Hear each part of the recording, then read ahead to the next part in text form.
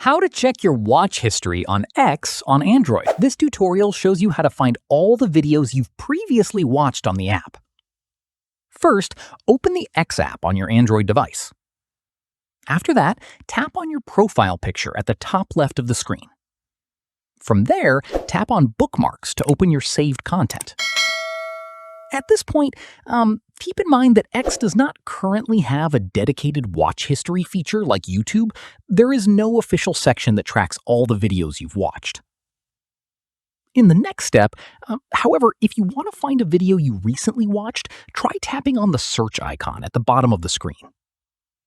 Following this, tap on the search bar and X will show you your recent searches. Use these to help track down content you've previously viewed. Once done, if you remember who posted the video, go to that account's profile and scroll through their posts to find it. From here, to avoid losing videos in the future, tap on the bookmark icon on any video post to save it directly.